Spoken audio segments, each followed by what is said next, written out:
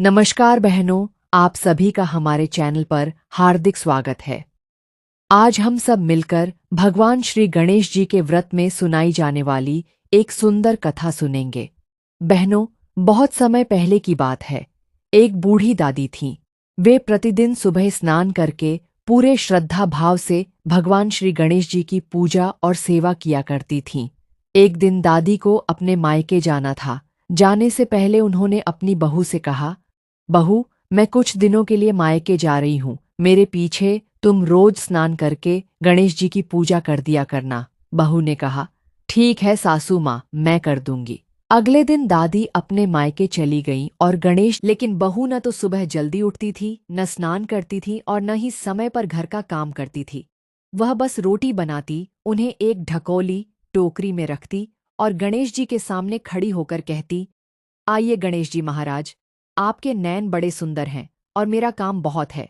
चलिए खेत पर चलते हैं, वहीं रहेंगे, वहीं खाएंगे, वहीं नहाएंगे और हरी हरी धूप में खेलेंगे। भगवान गणेश सुनकर तुरंत उस ढकोली में बैठ जाते और बहू के साथ खेत पर चले जाते।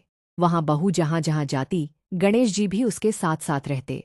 वह खेत में काम करती और गणेश जी हरी हरी धूप में खेलते। दोपहर को वहीं रोटी खाते और वहीं आनंद से समय बिताते। बहू रोज ऐसा ही करती रही। लगभग 10-15 दिन बीत गए। जब दादी अपने मायके से वापस लौटीं तो आते ही बहू से पूछा, बहू, तुमने गणेश जी की सेवा पूजा ठीक से की ना? बहू बोली, सासू माँ, मैंने तो आपकी तरह नहीं बल्कि अपने तरीके से सेवा की है। दादी ने पूछा, कैसे? बहू ने कहा, कल सुबह आप खुद देख लेना। अगले दिन दादी देखने लगीं। बहू पहले की तरह न तो स्नान करने गई और न ही कोई विशेष पूजा की।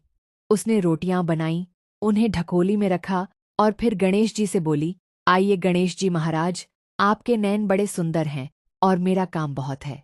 चलिए खेत पर चलते हैं, वहीं खाएंगे, वहीं नहाएंगे और हरी हरी धूप में खेलेंगे। इतना कहते ही भगवान गणेश जी फिर से ढकोली में बैठ गए और बहू के साथ खेत पर चले गए।